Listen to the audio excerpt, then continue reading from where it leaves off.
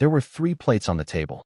One for me, one for her, and one, apparently, for the man who was supposed to join us, the one I didn't know existed until that morning. She poured orange juice into 2 glasses, sat down, and then she said it like she was ordering takeout. "Colby, I want a divorce. Don't argue. I've made up my mind." I blinked. My fork was halfway to my mouth.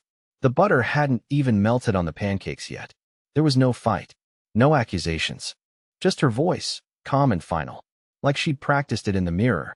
"You'll leave today," she added, without looking at me. "My parents will help you pack." That's when I realized they were already in the house. I heard them upstairs, laughing. Her dad's laugh, that fake one that sounded like a car refusing to start. And her mom's sharp voice, too bright for a Monday. She stood up, walked to the door, and grabbed her purse. "You can keep the tools. I don't care." But that wasn't kindness. It was dismissal. She didn't wait for me to respond. She just walked out, got in her car, reversed without checking the mirror, and left the front door hanging open behind her. I sat there.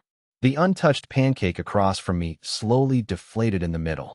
I thought about flipping the table, punching the wall, screaming. But all I did was stare at the 3rd plate. Who the hell was that for?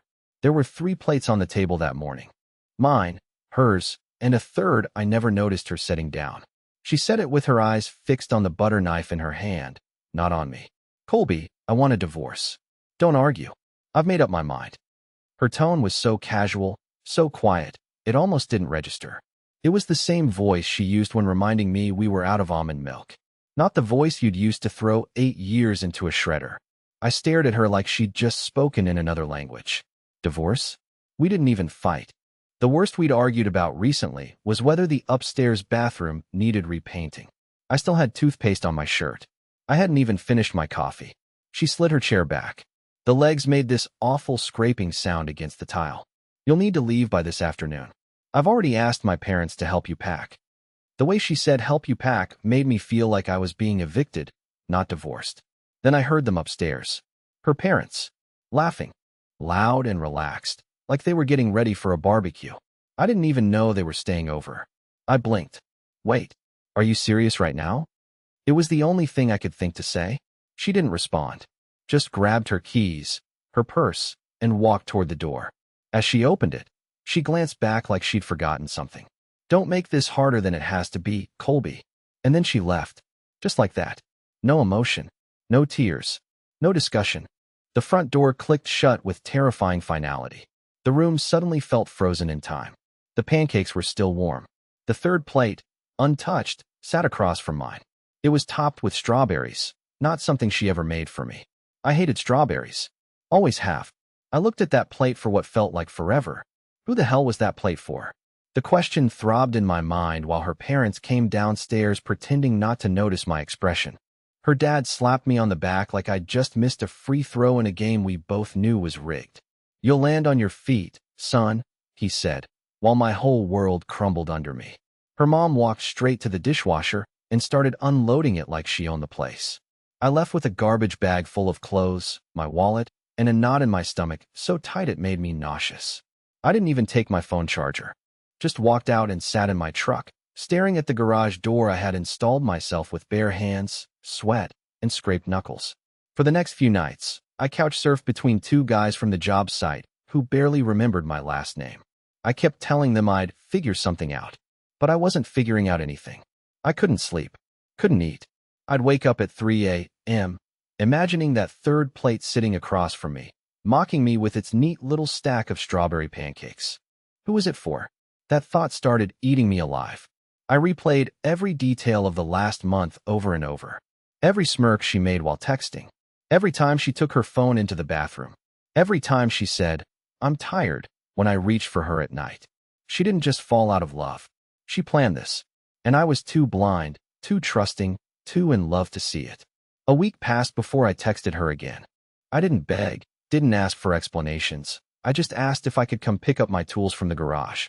They were the only things I truly owned anymore. No response. I waited 2 days. Still nothing. Then, Saturday morning, I drove past the house. Her car wasn't in the driveway. The blinds were drawn, the lights off. But the side gate was open, just a crack. She never left it open. I knew that gate better than I knew most of my friends. I parked 2 blocks away, walked back like I was casing the place, and slipped inside. Not because I wanted revenge, or to break anything, or even to confront her. I just wanted my tools. The garage was cold and smelled like oil and lemon cleaner. Everything was exactly where I left it. But something felt off. There was a large tarp rolled up in the corner that hadn't been there before. Behind it, I noticed a duffel bag. Black, zipped, with a blue sticky note on top. The note read, in her handwriting, "If he finds this, he already knows." My hands started shaking. The zipper was stiff, like it hadn't been opened in a while. What was inside stopped me cold. Photos. Dozens of them. And none of them were mine.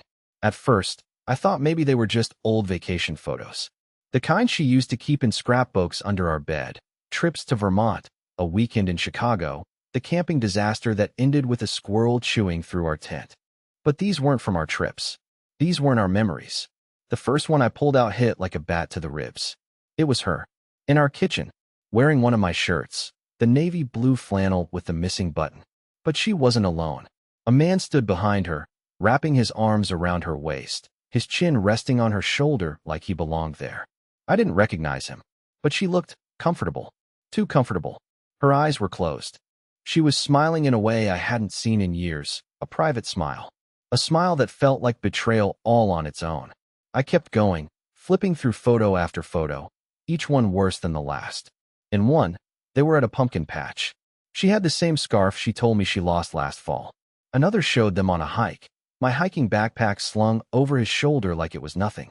There were dinner shots, blurry selfies, hotel room mirrors, and then I found the one that nearly made me vomit. They were in our bed. My bed. The same sheets I had picked out.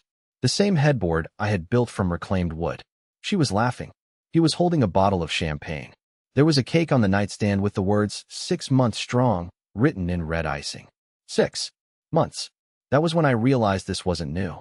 This wasn't a rebound. This had been happening while I was still in the marriage. While I was still taking out the trash, fixing leaky faucets, and folding her laundry like a damn fool. The date stamp on the back of the photo was from February. February. I remembered February. That was when she told me she needed space to focus on herself. I had offered to take her to a spa that weekend. Instead, she apparently invited him into our home. My hands went numb. I sat on the garage floor, surrounded by pictures of their fake little secret life. My knees pulled up to my chest like I was a child again. I couldn't even cry. I just sat there, shaking, sweat pooling down my back despite the cold. That sticky note mocked me now. If he finds this, he already knows. She left it like a sick puzzle piece, as if part of her wanted me to find it. Maybe she thought it would give me closure. Or maybe she didn't care at all. Maybe she assumed I'd never come back for the tools, that I'd just disappear, like a stain you scrub until it fades.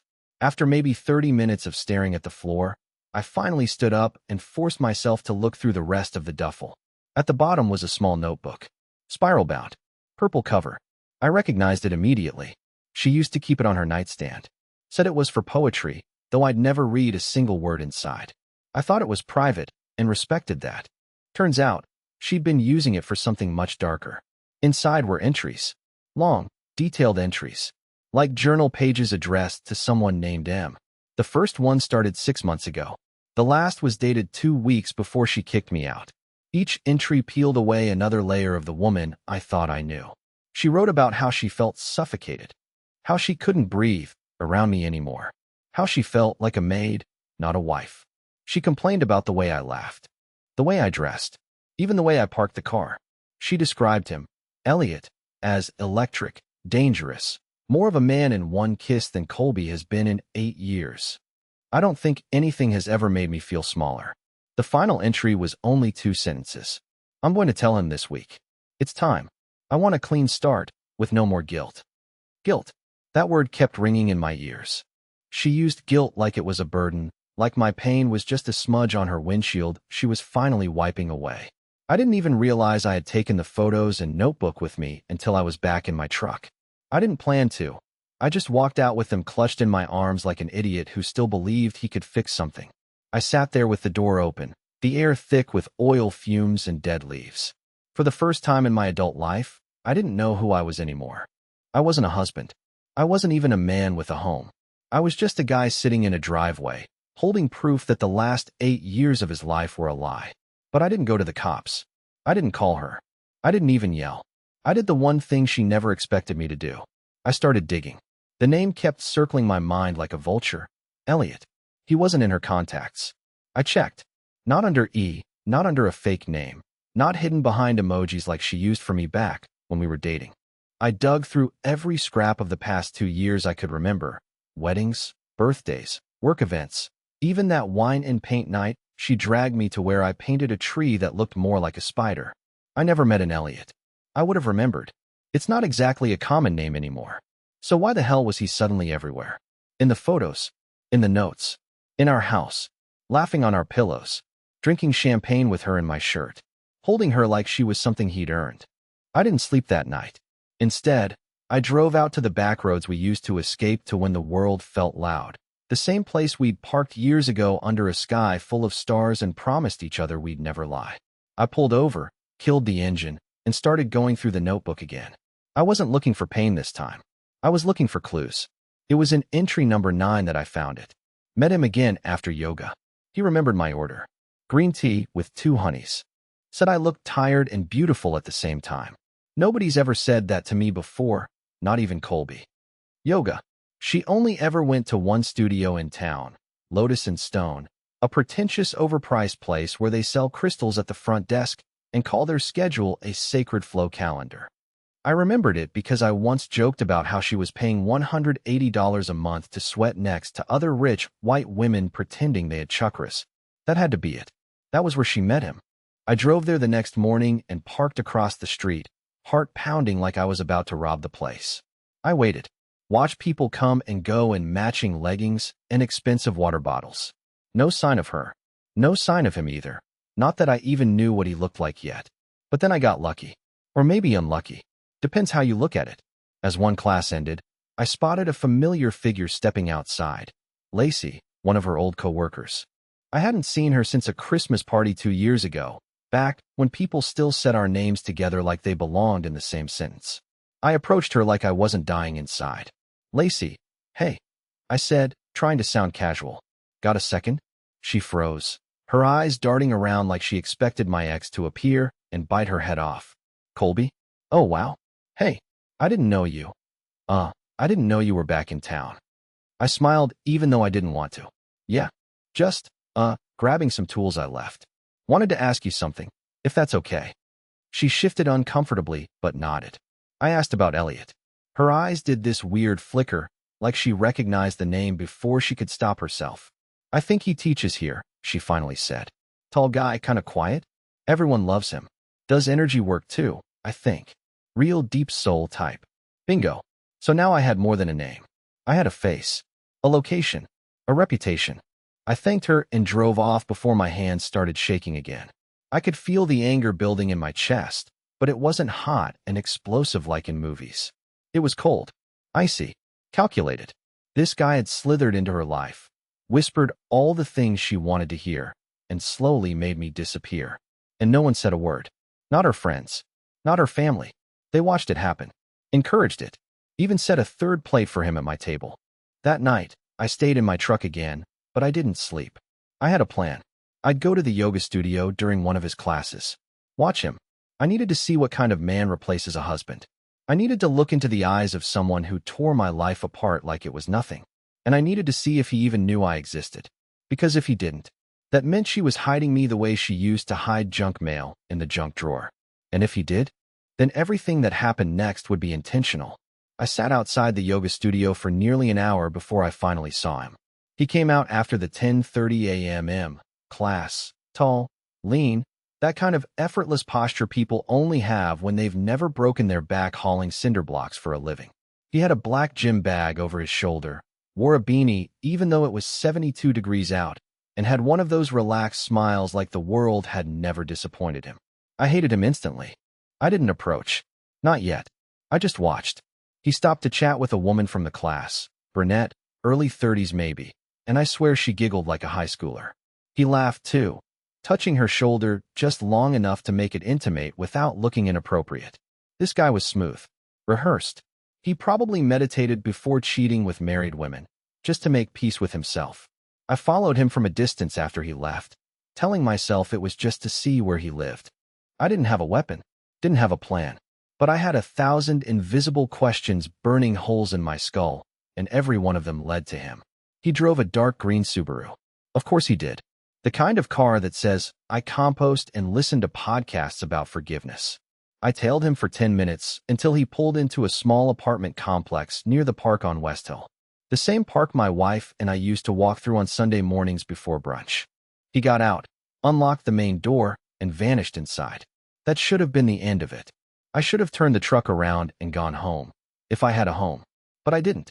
All I had was a burning hole in my chest and a notebook filled with her handwriting comparing my sense of humor to expired milk. So I waited.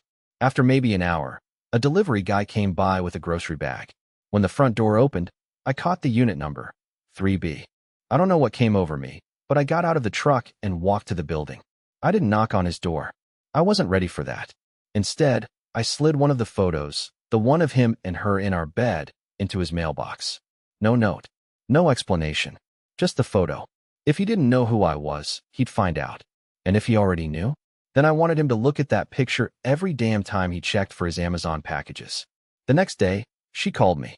She hadn't called since the morning she ended our marriage over breakfast. My phone lit up while I was sitting in the back of the auto shop I'd been crashing in overnight. An old buddy let me sleep on the office couch if I didn't mind the smell of brake fluid. I stared at the screen until it stopped ringing. She called again. This time I picked up. Her voice was tight, clipped. Not sad, controlled. Colby, did you go to Elliot's apartment? I didn't answer right away. I was too busy listening to the crack in her voice when she said his name. Not our names. Just his. How long? I asked finally. Be honest. Just tell me how long you were with him before you decided I was disposable. There was silence. Not the kind that says someone is searching for words. The kind that means they already have them, but they know you're not ready to hear them. Almost a year, she said. But it wasn't like you think. It never is, I laughed. You planned this. The photos, the duffel bag, you wanted me to find them. That wasn't for you, she snapped. That was supposed to be destroyed. Elliot was never supposed to see those. Oh, so you're not sorry about what you did, I said. You're just sorry it got inconvenient. She didn't respond. And that silence? That told me everything. Before she could hang up, I asked one more thing. Why did you put out a third plate? That stopped her. You know what I mean, I continued. The morning you ended things. You made 3 plates of pancakes. One for you, one for me, and one with strawberries. Who was that for? She paused. Then she said something I will never forget. I thought, maybe I could finally bring you two together. Make peace. I thought you might understand. Understand? She thought I'd understand her inviting the man she'd been sleeping with into my house to eat pancakes at my table while my marriage burned? That was the moment I realized she didn't just fall out of love. She'd rewritten history to justify it. She made herself the protagonist, the victim, the heroine of some self-care redemption arc, and I was just the inconvenient first chapter she had to skip past. But what she didn't know, what neither of them knew, was that I had one more thing she hadn't taken from me. I still had access to our shared cloud backup, and what I found buried in the deleted files wasn't just proof of the affair. It was evidence of something far worse. I never meant to go through the cloud backup. At first, I wasn't even sure the account was still active. It was something we set up years ago, back when we were still finishing each other's sentences and arguing over baby names we never ended up needing. We linked our phones to one shared cloud so we could access photos, documents, and calendars no matter what device we were using. It was one of those little things couples do when they still believe they're going to last forever. She never disconnected me. Maybe she forgot. Maybe she didn't care. Or maybe, in her twisted way, she thought she had deleted everything worth hiding. She hadn't. It took some time. Most of the recent folders were empty or wiped clean, like a crime scene scrubbed with bleach. But there's always something people miss. A stray file, a mislabeled folder, a single crack in the glass that lets all the light pour in. It was in a folder called Receipts. I almost ignored it. Thought it was for grocery lists or scanned documents. But something about the lowercase letters, how casual it was, caught my attention. Inside were videos. 13 of them. Most were short. A few seconds. A minute. A couple had no audio. But I watched every single one, bracing myself for pain. expecting to see her and Elliot tangled up in each other, smug and satisfied. I thought I'd already seen the worst. I was wrong. The 8th video is burned into my memory. It wasn't taken in our house. It was in his apartment. I recognized the ugly curtain behind the bed from when I followed him. But the camera wasn't placed for romance. It was aimed toward the corner, at a small whiteboard on the wall. She was there, sitting on the edge of the bed, crying, not weeping, not broken, just shaking. Quietly, Elliot stood across from her. Calm, too calm. His voice was low but sharp, measured, like someone conducting an interview, not comforting a partner. You told me you'd do it last month, he said. You said he'd be gone by now. I'm trying, she whispered. It's just, he's not going quietly. Then make him, he said. She flinched. Do you want this or not? I do, she said quickly. He's still checking the account. He still has access to the backup. I forgot to log him out. That was the moment I realized I wasn't watching two people in love. I was watching a setup. This wasn't just about emotion. This was about removal, replacement, strategy. My blood went cold. I scrubbed through the rest of the videos, noticing details I had missed before. Notes on the whiteboard. A printed checklist taped to the closet door. Things like birthday strategy. Get him to leave voluntarily. No legal trail. Control narrative with friends. Emotional instability file. Emotional instability file? Were they trying to paint me as unstable?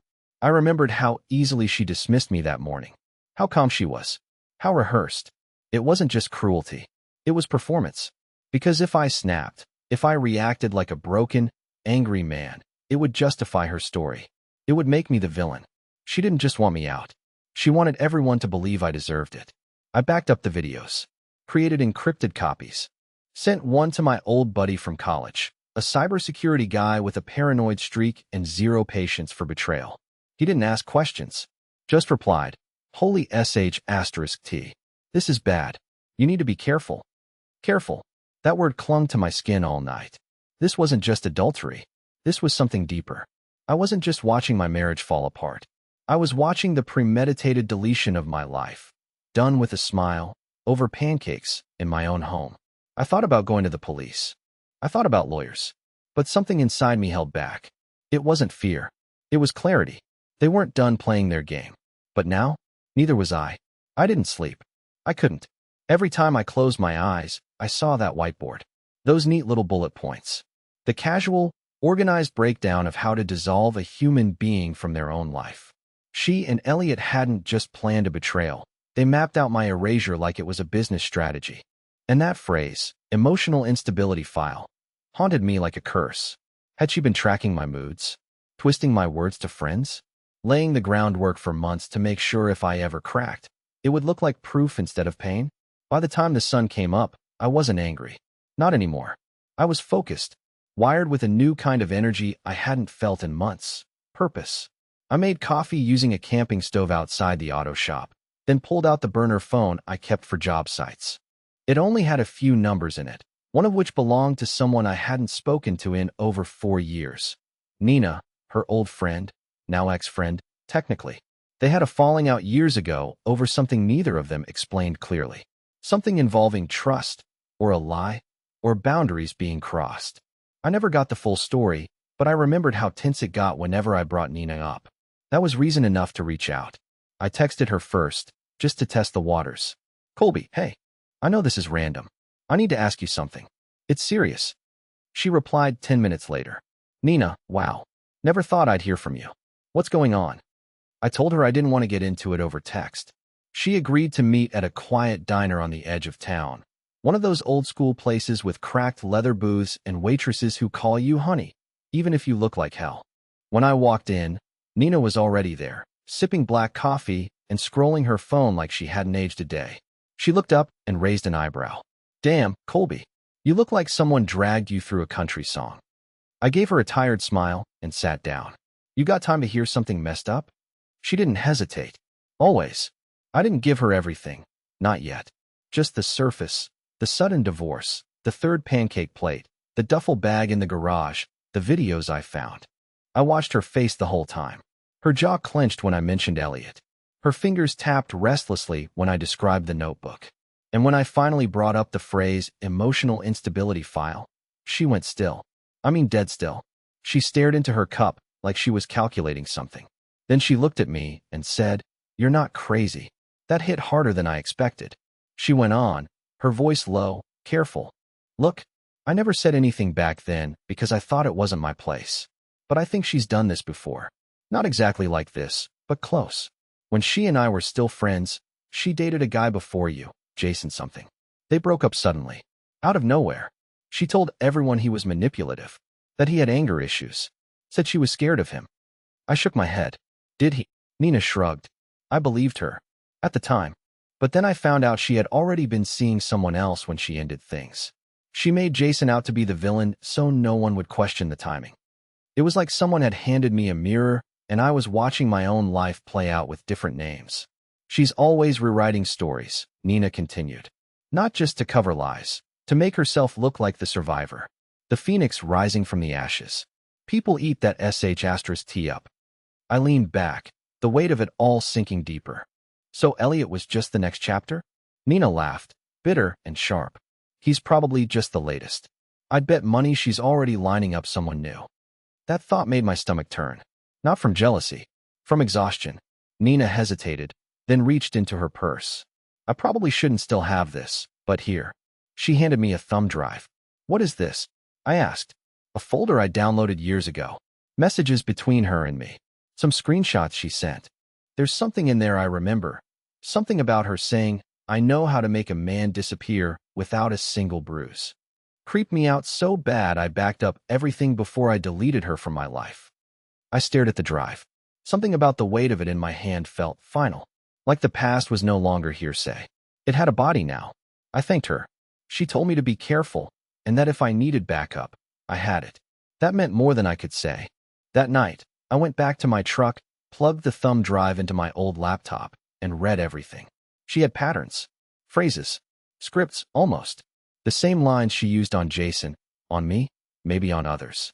"I feel unsafe. He's not who people think he is." I tried to make it work. And the worst one, I had to protect myself. From what? From being caught. But the final twist was waiting in a folder Nina hadn't opened. Screenshots. Dozens. From a second Instagram account. Not hers. Not Elliot's. A burner profile.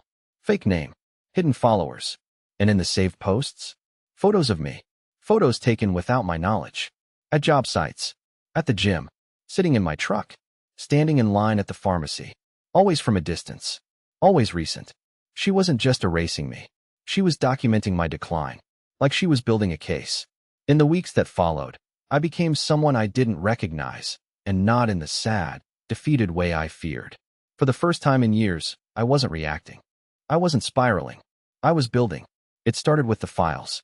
I compiled everything. The videos from the cloud, the screenshots from the burner account, Nina's messages, the journal entries, and even timestamps proving she and Elliot had been together while she was still using our joint finances. I consulted with a friend of a friend, a paralegal who owed me a favor, and she confirmed what I was starting to suspect. There was enough there for a civil case. Not to ruin her. Not to destroy her life.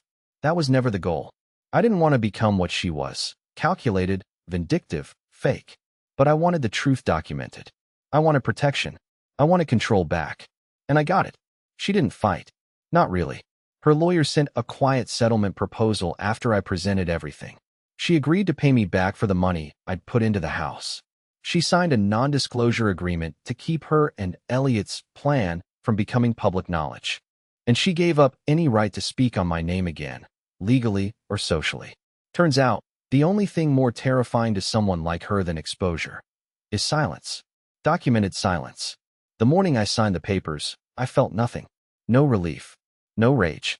Just stillness. Like the final wave had hit, and I was still standing. I didn't post about it.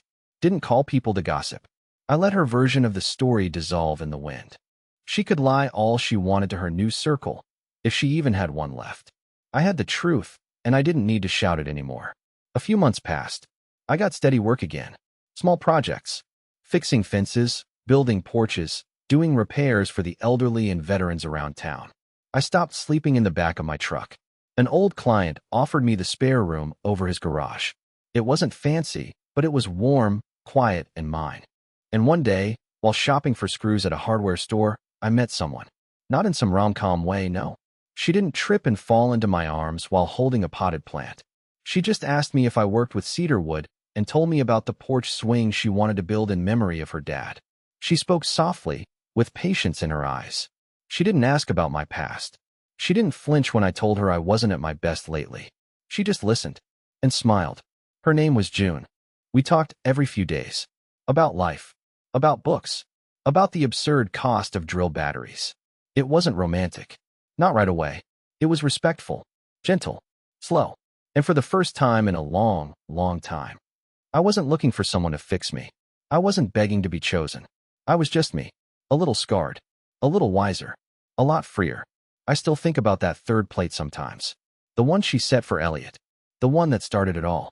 I remember how small I felt staring at those pancakes, trying to make sense of a world that didn't want me anymore. But I realize now, that plate wasn't meant for me. And it never had to be. Because I never needed a seat at her table. I just needed to build my own.